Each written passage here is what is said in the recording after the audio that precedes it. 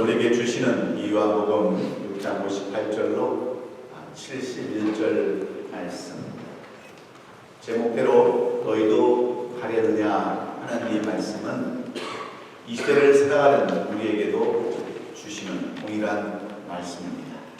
그래서 저는 오늘 이 말씀을 전하기 전에 오늘 우리가 준비한 동영상을 한번 보시면서 왜 주님께서 이런 말씀을 하셨을까 한번 깊이 생각하고 이 말씀에 연관해서 그 동영상을 잠시 한번 같이 보도록 하겠습니다. 사랑하는 성도 여러분, 왜 사람들은 서로 미워하고 질투하고 갈등 속에서 살아가는 것일까요? 그것은 좁은 마음, 좁은 생각 때문입니다. 넓고 깊은 마음, 그런 마음이 아니라 좁고 옅은 그러한 마음과 생각에서 비롯되는 것이기 때문입니다. 그런데 우리의 신앙생활도 똑같습니다. 교회를 다니면서도 뭔가 정말 갈등하고 미워하고 시기하고 교회를 등지는 것도 어찌 보면 이 깊지 못한 그러한 신앙 때문에 그렇습니다. 그런데 오늘 이 본문도 똑같은 말씀입니다. 오늘 이 본문의 말씀을 살펴보면 똑같은 그리스도인의 한 사람으로서 아픈 마음과 안타까운 마음을 금할 길 없는 그러한 내용들이 오늘 이 본문에 기록되어 있습니다. 예수님을 따르던 수많은 무리들이 예수님의 곁을 떠났다고 하는 이 말씀 속에서 우리는 먼저 주님의 마음을 생각해 보지 않을 수 없습니다. 주님의 곁을 떠난 사람들은 다 한결같이 예수님께서 병자를 고치실 때에 그 광경을 보고 감탄했던 사람들이었습니다. 죽은 사람들을 세워 일으켰을 때에 그 예수님을 향하여 하나님의 아들이라고 인정했던 사람들입니다. 자연을 명하셔서 다스리실 때에 예수님의 능력과 권능을 신했던 사람들입니다. 오병이의 기적을 보고서 그 예수님을 그 나라의 왕으로, 이스라엘의 왕으로 세우려 했던 사람들이 다 예수님을 등졌던 사람들입니다. 그런데 오늘 본문 66절에 보면 그때부터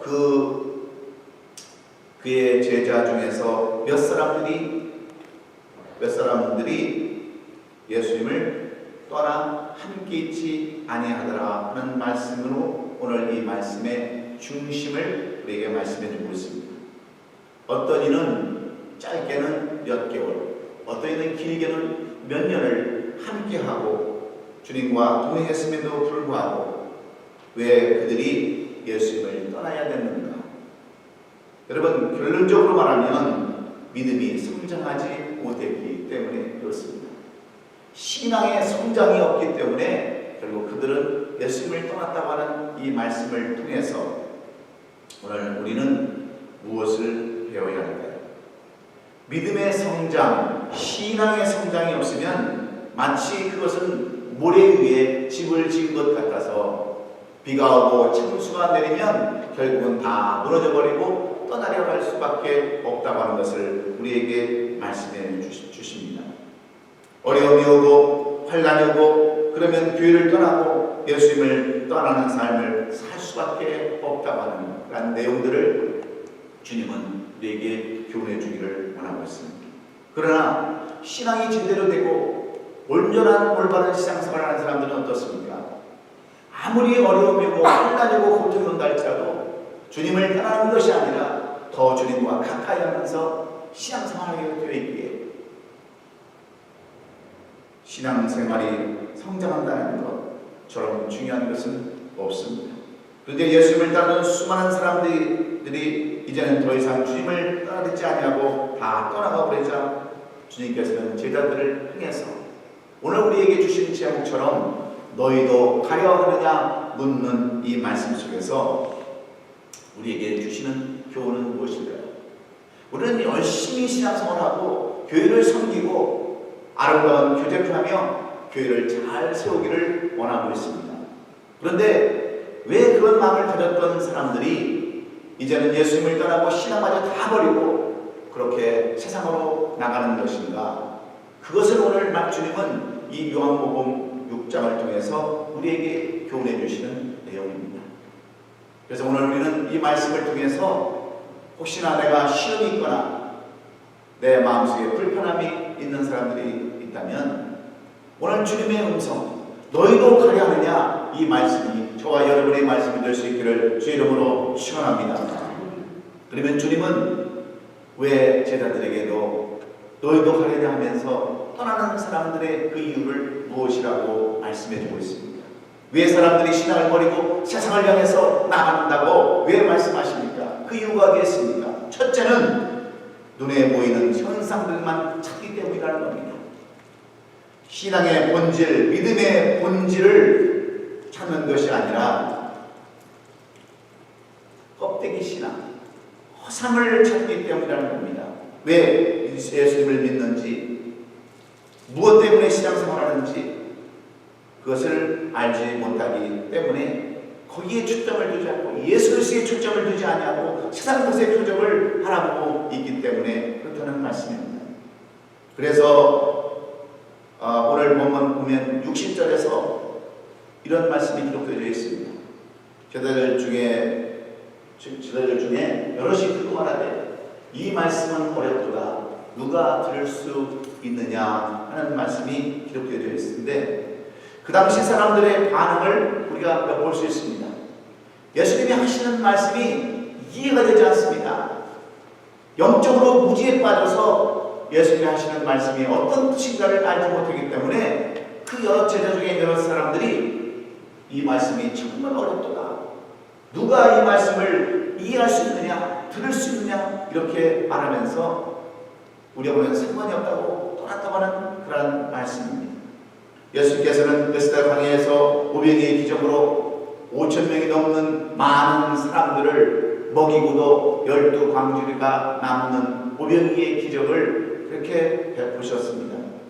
그리고 이 사건 이후에 다시 갈릴리 바다를 건너서 저편으로 넘어가고자 하셨을 때에 여러분 예수님의 제자 일행이 풍랑을 만나지 않았습니까? 그때 이런 기적을 보았던 제자들이 얼마나 방황하고 두려워하며 무서운 가운데 있었습니까? 이런 모습을 보시고 주님께서 제자들을 향해서 뭐라고 말씀하셨어요?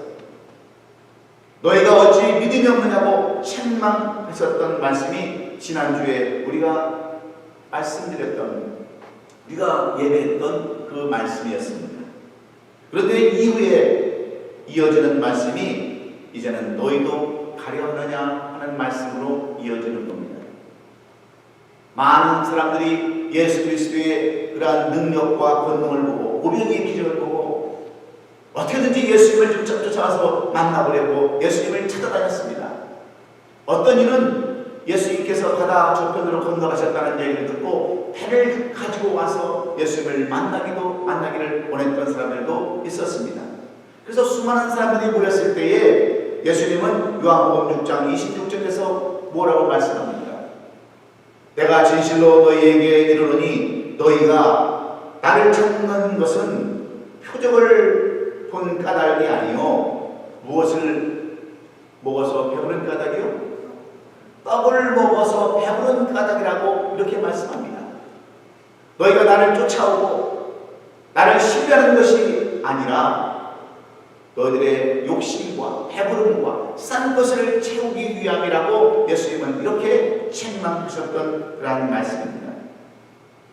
이 땅에 오신 예수님 자신이 생명이신 떡이심을 통해서 가르치고자 하셨던 그런 말씀들인데, 그래서 예수님은 믿음이 없는 그들에게 생명의 떡으로 오신 예수님 자신에 대해서 자세히 말씀해 주시는 내용들이 오늘 우리가 살펴본 그 말씀 2절의 말씀입니다. 그들이 이해하기 힘들고 도대체 무슨 말인지 못 알아듣겠다고 하는 말씀이 58절 이하에 기록되어진 말씀입니다.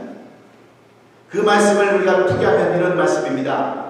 예수님 자신이 하늘에서 내려온 찬양식이라는 사실을 말씀해 주시기 위해서 이스라엘 백성들이 광야에서 먹었던 만나와 생명의 떡이신 예수님에 대해서 어떤 사이가 있는가를 말씀해 주셨습니다. 즉 하늘에서 내린 만나를 먹은 이스라엘 백성들은 결국은 다 죽임을 당했지만 하늘에서 내린 참 양식인 생명의 양식인 예수 그리스도를 영접하는 사람들은 영원한 생명이 있게 된다고 하는 것을 말씀해 주신 내용들입니다. 그런데 이것을 이 영적이지 않은 사람들, 신앙권만 찾는 사람들, 껍데기 시험하는 사람들은 이해를 할 수 없는 겁니다. 그래서 그 말씀이 참 어렵다. 어떻게 우리가 예수를 잡아서 피를 먹고 그의 살을 먹을 수 있느냐? 이 말씀이 이해되지 않아서 그들은 다 떠났다라고 성경은 이렇게 말씀하고 있습니다. 그때 떠나는 모든 사람들을 보시고 예수님은 제자들에게도 너희도 가려 하느냐 이렇게 묻는다는 말씀입니다. 사랑하는 성도 여러분, 왜 그렇습니까? 그들은 눈에 보이는 현상만 따랐을 뿐 실제적인 주님의 존재를 알지 못했기 때문에 그렇습니다. 영적으로 너무나도 무지했기 때문에 그래요. 그래서 마태복음 12장 38절에서 하시는 말씀이 무슨 말씀입니까? 그때 서기관과 세종 몇 사람이 말하되 선생님이여 우리에게 표적을 보여주시기를 원하나이다 그랬습니다. 이 영적으로 신앙생활하지 못하는 사람들은 항상 육적인 것을 추구합니다. 그래서 뭔가를 보여줘야 돼요. 표적도 보여줘야 되고 이적도 보여줘야 되고 기적도 보여줘야 그것을 믿습니다. 그때 예수님께서 그들 향하여 뭐라고 말씀합니까? 이 악하고 음란한 세대가 표적을 보나 선지자 요나와 표적밖에는 보일 표적이 없느니라. 내가 너희들에게 그 아무리 많은 얘기를 해봤자 너희들은 이해하지 못한다. 내가 너희들이 굳이 표적을 보여달라고 한다면 요나의 표적밖에 보여줄 법이 없는데 요나는 어떤 사람이었습니까? 선지자였습니다. 예수님의 말씀에 따라 하나님의 말씀에 따라서 니느웨로 가서 복음을 전해야 할 사람이 하나님의 말씀을 듣지 않냐고 다시 스스로 도망을 가다가 풍랑을 만나서 3일 동안 죽을 가운데서 다시 건짐을 받고 복음을 전해서 니느웨에게 복음을 받았던 그 요나 선지자, 그 표적밖에는 보일 것이 없다라고 말씀하는 그 이유는 바로 예수님이 요나가 보여주는 그러한 어떤 그 영적인 모델이기 때문에 그렇습니다. 요나가 바로 죽음 가운데서 건짐을 받아서 구원에 이르렀다고 하는 구원을 선포했던 그러한 요나가 바로 예수님의 모델이기 때문에 그래요. 그래서 내가 너희들에게 요나의 표적밖에는 보여줄 것이 없다라고 이렇게 주님은 말씀하고 있는 것입니다.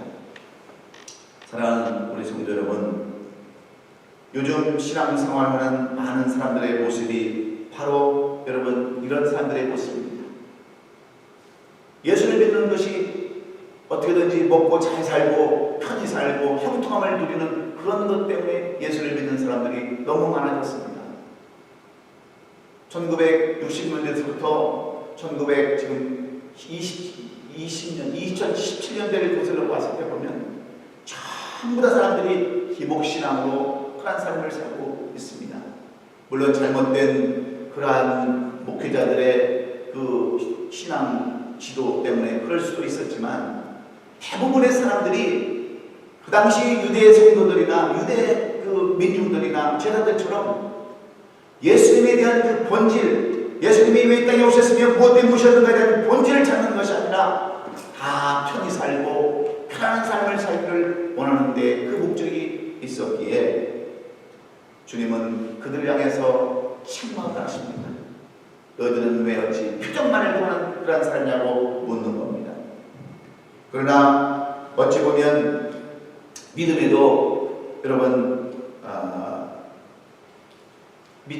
그럼에도 불구하고요 우리가 많은 사람들이 믿음을 찾지 아니하고 어떤 사람들은 병 낫기를 원하는 사람이 있어요. 어떤 사람은 사업이 잘 돼서 그런 것을 찾는 사람도 있습니다. 그래서 병이 낫지 않으면 여러분 교회를 등져버립니다. 사업이 잘 안 되면 여러분 교회를 등져버립니다. 그런 사람들이 반드시 있어요. 그러나 우리가 분명히 알 것은 뭐냐면 내 사업이 안 된다 할지라도 내가 병을 고침받지 못했다 할지라도 여전히 우리 하나님은 살아계심을 믿는 믿음이 여러분에게 있기를 주의 이름으로 축원합니다.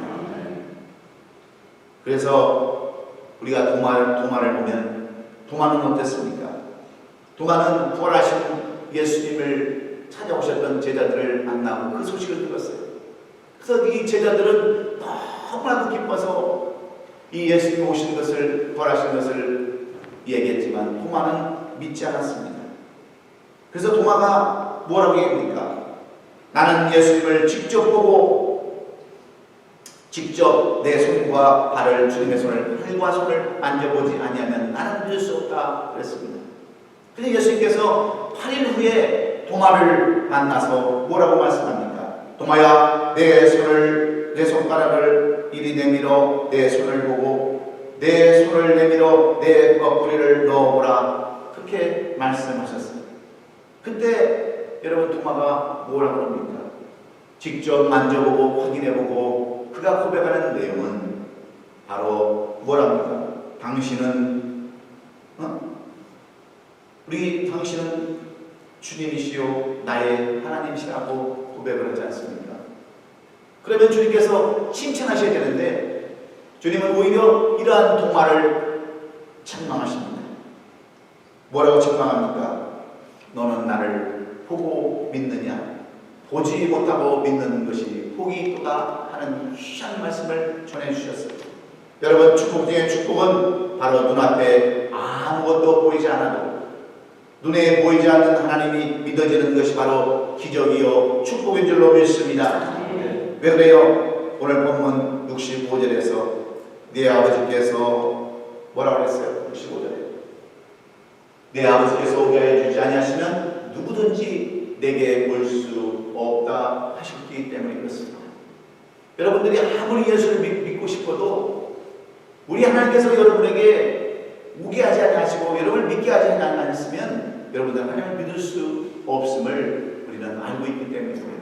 그래서 여러분, 우리가 무슨 눈으로 하나님을 보지 못했지만 우리가 큰 기적과 이적을 체험하지 못했지만 여러분, 하나님을 믿는다고 하는 것, 안 보고 믿는다고 하는 것, 이것처럼 큰 축복이 없기에 여러분들이 바로 축복된 사람인 줄로 믿으시기를 주의 이름으로 축원합니다. 그렇습니다.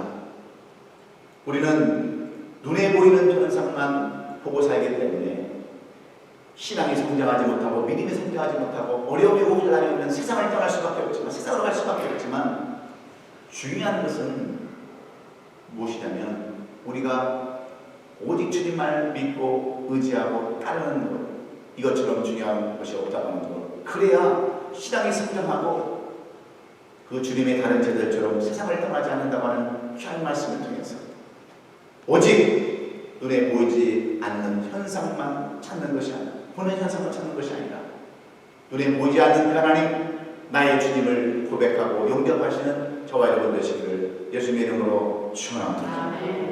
그리고 두 번째로 왜 많은 사람들이 주님 곁을 지키다가 왜 세상으로 떠나갑니까? 여러분, 그 이유가 어디 있습니까? 그들에게 하나님의 말씀이 제대로 서 있지 않았기 때문에 그렇습니다. 하나님의 말씀이 그 중심에 살아서 운동력 있는 운동력이 없기 때문에 신앙의 성장을 이렇게 성장이 있지 아니하고 믿음이 자라지 아니하고 늘 그 모양 그걸로 살아갈 수밖에 없는 겁니다. 신앙의 성장을 위해서는 신앙의 체험도 중요하지만 그것보다 더 중요한 것은 하나님의 말씀이 우선되어야 합니다. 기적이나 이적이나 체험 신앙이 최고라고 생각하면 신앙의 불균형이 찾아와서 더 이상 신앙생활이 여러분 온전해질 수 없기 때문입니다. 그래서 예수님은 오늘 본문 말씀 61절에서 뭐라고 여러분 우리에게 말씀합니다. 오늘 61절을 보면 제자들이 이 말씀이 예수님을 하시고 이르시되 이 말이 너에게 걸림돌이 되느냐? 내가 참 생명이요 내가 구원자시요 말씀으로 오신 하나님의 아들이라는 것을 너희가 듣고서 이 말이 혹시 너에게 시험이 되느냐? 너에게 걸림돌이 되느냐? 무엇이 잘못되었느냐고 물으십니다. 여러분, 예수님은 실제로 이 땅에 생명의 떡으로 오셨습니다. 우리를 구원하시기 위해 오셨어요.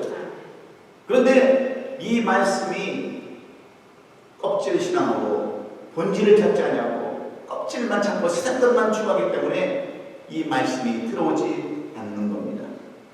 이 말씀은 58절에서 하신 말씀과 똑같습니다. 이것은 하늘에서 내려온 떡이니 조상들이 먹고도 죽은 그것과 같지 아니하여 이 떡을 먹는 자는 영원히 살리라 하신 이 말씀. 이 말씀이 도대체 이해가 되지 않는 거예요.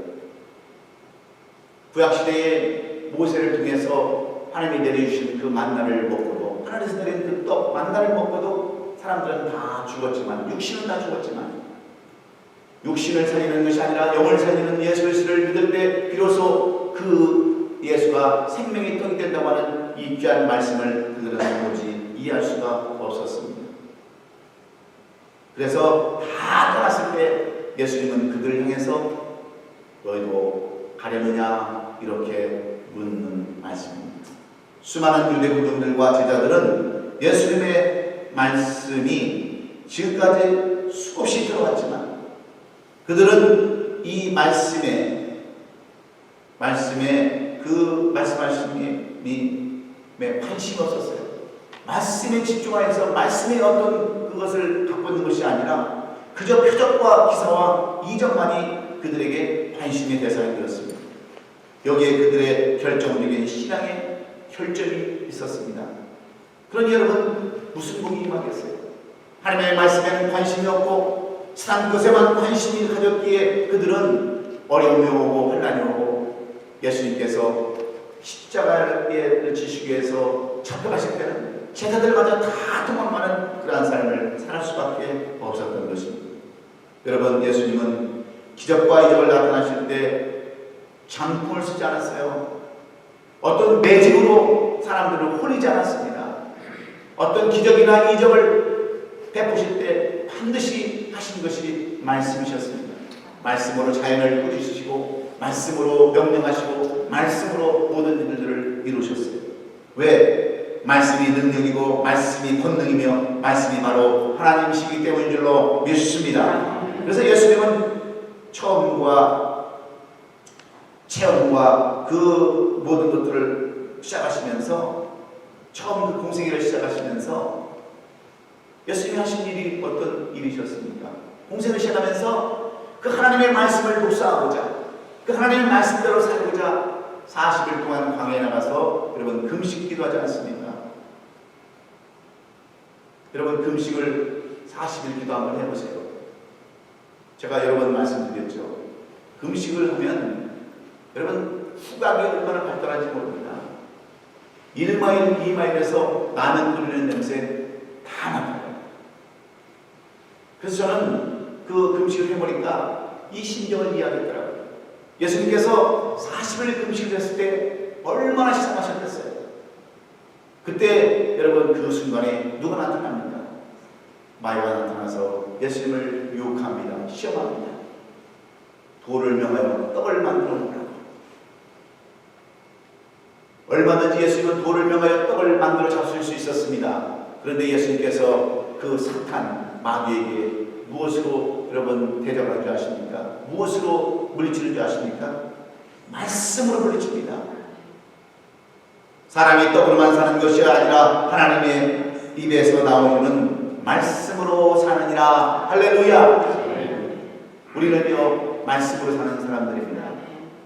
어떤 기적이나 이적을 보고 사는 것이 아니라 하나님의 말씀대로 그 말씀대로 순종하는 그런 삶이 있기에 오늘 본문의 베드로는 말씀이 없어서 정말 책망하시는 그 주님께서 너희도 가려 하느냐 하는 이 말씀에 뭐라고 대답합니까? 주여 영생의 말씀이 주께 있사오니 내가 어디로 가오리까 하는 그 고백을 하고 있습니다. 생명의 말씀이 주께 있는데 우리가 어찌 주님을 떠날 수 있겠습니까? 하는 이 베드로의 신앙고백.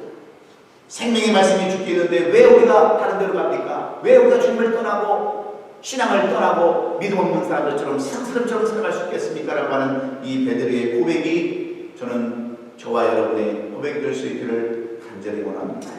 그렇습니다. 주님의 말씀에 유력이 있고 주님의 말씀에 능력이 있기에 우리 교인은 매주마다 주시는 말씀을 어떻게 해요? 오늘 우리 이민환 권사님이 말씀을 암기했듯이 우리는 그날 그 주마다 매주마다 말씀의 절을 택해서 그 말씀을 항상 암기하고 묵상하지 않습니까? 왜 그래요? 말씀에 생명이 있기 때문에 그렇습니다. 말씀에 유력이 있기 때문에 그래요. 그래서 그 말씀을 붙잡고 살면 감동이 오는 겁니다. 우리 손수영 권사님은 지금 한국에 가셨지만 그 말씀을 들다가 그냥 감동이 와 오셔서 그냥 눈물 흘리면서 암송하는 그런 것도 여러분 보시지 않았습니까? 왜냐하면 어려울 때마다 말씀은 우리에게 위로를 주시고 또한 힘을 주시기 때문에 그래요. 말씀만이 우리를 살릴 수 있기 때문에 그렇습니다. 그래서 이 요한 사도는 요한복음 2장에서 우리에게 무엇을 소개해주고 있냐면 가나안 호인잔치를 우리에게 소개해주고 있습니다. 그 가나안 호인잔치는 말씀에 순종해서 이루어진 사건이었습니다. 포도주가 다 떨어지자 예수님께서 6개의 돌 항아리에 물을 가득 채우라고 하인들에게 이야기하자 하인들이 그 말씀을 그대로 믿고 이해가 되지 않았지만 상식적으로 납득이 가지 않았지만 그 항아리에 물을 안까지 채웠을 때 떠다주라는 주의 말씀에 떠다줌으로 인해서 가는 도중에 바로 그 물이 변하여 포도주가 되었다고 하는 이 내용을 왜 요한 사도는 가장 먼저 이 요한복음 2장에다가 써놓고 이것을 첫 표적이라고 예수께서 보이신 첫 번째 이적이라고 그렇게 말씀하는 걸 아십니까? 그만큼 말씀이 중요하기 때문임을 강조하기 위함인 줄로 믿습니다. 사랑하는 성도 여러분, 로마서 10장 17절에 보면 오늘 우리 장로님이 기도하시면서 하셨던 그 말씀처럼 믿음은 들음에서 나며 들음은 그리스도의 말씀으로부터 말미암으리라 하셨기 때문인 줄로 믿습니다. 말씀이 살아야 우리의 삶을 회복시키고 우리도 믿음이 성장해서 끝까지 주님을 따르는 그런 삶을 살 수 있기에 끝까지 말씀을 들고 말씀에 우선 집중해서 말씀을 프라이트에 두고 우선순위에 두는 저와 여러분 되시기를 예수님의 이름으로 축원합니다. 마지막으로 왜 그들은 그렇게 주님을 따라다녔으면서도 불구하고 예수님을 떠나는 삶을 살 수밖에 없었을까요? 무엇이 문제입니까? 그들은 주님과의 관계에서 올바른 관계를 갖지 못했기 때문에 그렇습니다. 다시 말씀드리면 주님과의 신뢰관계가 온전히 이루어지지 않았기 때문이라는 겁니다. 인격적으로 신뢰하지 못하고 영적으로도 인정하지 못하는 그러한 삶을 살았다고 하는 거예요. 그래서 예수님이 연약해 보이고 힘이 없어 보이는 다 도망가고 떠나가 버릴 수밖에 없는 것입니다. 이것을 예수님은 아시고 63절에 뭐라고 말씀합니까? 살리는 것은 영이니 육은 무익하나 내가 이른 말이 영이요 생명이라 그러셨습니다. 여러분 무슨 말인지 이해가 되십니까?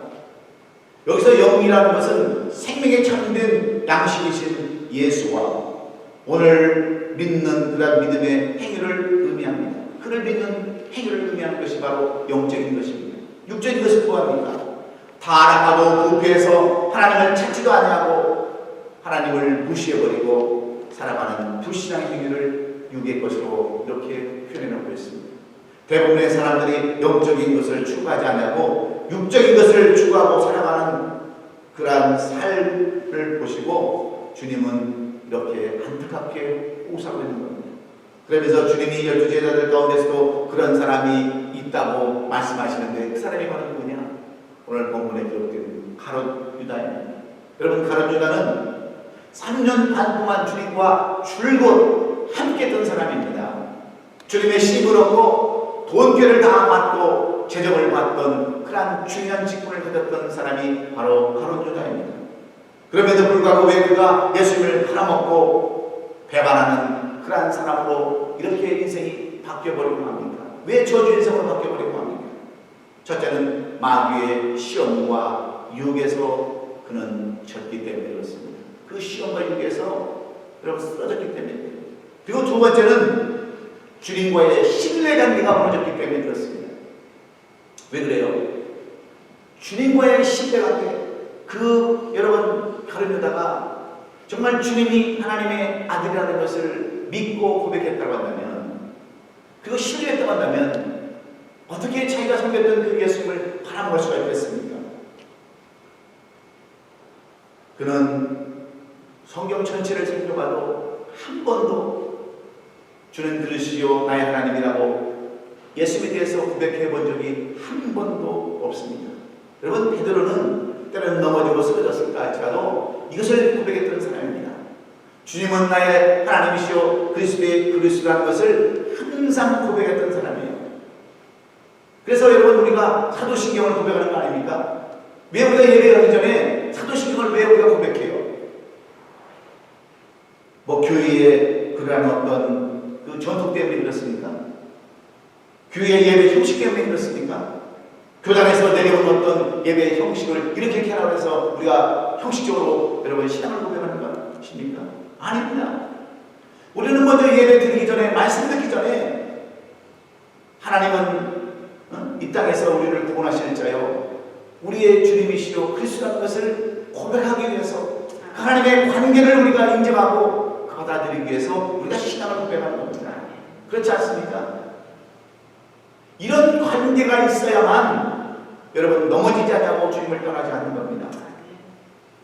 그것은 진정으로 예수께서 우리의 주님이시요 우리의 주권자시며 생명의 구원 근원이시라는 것을 우리가 고백할 때, 시인할 때 우리는 주님을 떠나지 않을 수 있습니다.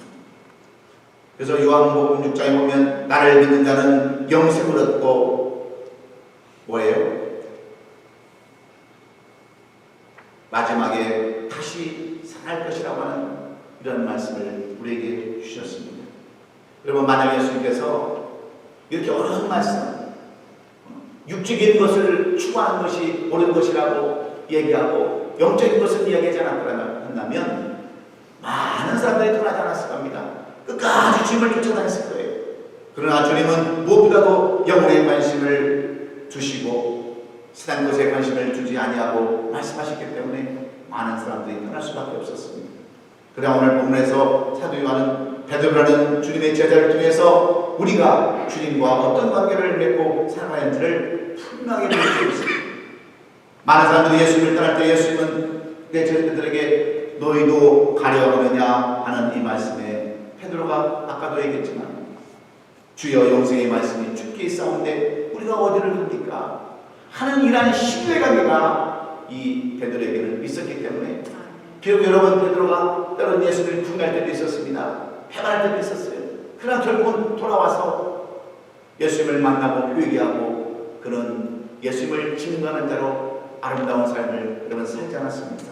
그래서 우리가 사도행전에 보면 그가 한 행적들을 이렇게 기록했습니다. 사도행전 2장 23절로 28절의 내용들을 보면 4절에 보면 이 사도 베드로는 많은 사람들에게 유대인에서 설교를 하면서 바로 다윗을 그 모델로 삼아서 하나님이 다시 살리시는 분이라고 하나님을 그렇게 말씀하고 있습니다. 2장 28절에 보면 생명의 떡이시라고 생명의 길을 보이신 푸시라고 이렇게 예수님에 대해서 말씀하고 있습니다. 요한복음 2장 20절에 보면 누구든지 그 이름을 믿는 자는 다 구원을 받는 분이라고 이렇게 예수님에 대해서 설교를 하고 있는 베드로를 우리에게 소개하고 있습니다. 왜 그렇습니까? 베드로는 베드로전서 1장 8절로 9절에서 이런 확신, 예수에 대한 한계를 분명히 갖고 있었기 때문에 그래요. 예수를 너희가 보지 못하였으나 사랑하는도다. 이제도 보지 못하나 믿고 말할 수 없는 영광스러운 즐거움으로 기뻐하니 믿음의 결국 곧 영혼의 구원을 받으니라. 할렐루야. 이렇게 고백했던 베드로. 그래서 그는 실패의 삶을 사는 것이 아니라 예수님을 떠난 삶을 사는 것이 아니라 예수님의 제자로서 마지막까지 순교의 삶, 아름다운 삶을 살게 되는 줄로 믿습니다. 아멘. 왜 그런 줄 아십니까? 주님께서 말씀하신 요한복음 15장 5절 이 말씀이 그에게는 살아있었기 때문입니다. 우리 다 같이 한번 같이 읽습니다. 시작. 나는 포도나무요 너희는 가지라. 그가 내 안에 내가 그 안에 거하면 사람이 열매를 많이 맺나니 나를 떠나서는 너희가 아무것도 할 수 없느니라 말씀을 알기 때문에 그렇습니다. 저는 우리 교회에서 여러 번 부흥회를 했지만 그 많은 부흥회 중에서 잊혀지지 않는 그러한 말 한마디가 있습니다. 저 강원도 문막의 드림교회라고 하는 장순진 목사님 오셔서 한마디 하셨어요. 사람이 복을 받으려면 어떻게 된다고요? 믿음이 없으면 뭐가 있어야 돼요? 네? 믿음이 없으면 의리라도 있고, 의리가 없으면 뭐라도 있어야 된다고요? 네, 싸가지라도 있고 싸가지가 있어야 그 사람이 잘 되는 사람이라고 얘기했어요. 저는 수많은 목사님들 얘기 들었지만 이것은 무엇을 얘기하냐면 관계를 의미하는 겁니다. 의리를 얘기하는 거예요. 믿음이 없으면 의리라도 있고, 의리가 없으면 싸가지라도 있으라는 그 말이 저는 얼마나 그 말이 저한테 다가왔는지 몰라요. 여러분, 우리 교인들은, 우리 교회가 지금 만 18년 된 교회입니다. 이제 장로님이나 우리 권사님들이나 우리 집사님들을 보시면 전부 다 18년 차, 15년 차, 12년 차 다 오래된 사람이에요. 여러분, 교회가 하나밖에 없습니까? 이렇게 빌려서 보는 교회 말고도 번듯한 교회를 만들어 놓고 정말 가까운 교회도 수많은 교회가 있지만 여러분들이 이 교회를 사랑하고 하나님을 사랑하고 정말 주님과의 올바른 관계를 맺기 때문에 우리 교회는 지금까지 18년 동안 수많은 굴곡을 거쳐서 오늘 이 자리까지 온 줄로 믿습니다. 제가 여러분 말씀을 잘 전합니까? 뭐 사랑이 그렇게 넘쳐나는 사람입니까? 말하고 걷게 하는 사람입니까? 그래도 의리를 지키고 믿음을 지키고 하나님을 사랑하는 그 마음 때문에 하나님은 우리 교회를 더욱더 아름답게 사용해 줄 줄로 믿습니다. 그게 바로 신의 관계 아닙니까? 아름다운 관계 아닙니까? 이 관계를 주님은 기뻐하시고 이 관계를 하나님께서는 이 관계를 통해서 역사하시는 줄로 믿습니다. 그러므로 여러분, 우리 교회는 정말 아름다운 그런 부흥하는 교회로, 더 성장하는 교회로, 의리를 지키고 믿음을 지키고 신앙을 지키는 여러분들 때문에 반드시 아름다운 성장이 있는 줄로 믿습니다. 교회를 떠나는 이유는 눈에 보이는 형상을 쫓기 때문입니다. 말씀이 없어서 그렇습니다. 주님과의 올바른 관계가 없기 때문입니다. 세상을 향하고 주님을 멀리하는 것임을 주님은 오늘 이 말씀 통해서 우리에게 교훈해 주시는 이 내용을 여러분 잘 깨달으시고, 나도 이제부터는 눈에 보이는 현상만 찾는 것이 아니라 믿음의 본질이 무엇이고 신앙의 본질이 무엇인가를 다시 한번 깨달아서 주님 앞에 더욱더 열심히 최선을 다하는 우리 성도들이 되시기를 주의 이름으로 축원합니다. 말씀이 없으면 넘어진다는 것을 분명히 깨달으시고 말씀 붙잡으시기를 주의 이름으로 축원합니다. 주님과의 올바른 관계, 아름다운 관계를 끝까지 이어나가셔서 서로 사랑하고 신의를 지키고 의리를 지키는 우리 아름다운 부흥교회 성도들이 다 되시기를 예수님의 이름으로 축원합니다. 축원합니다.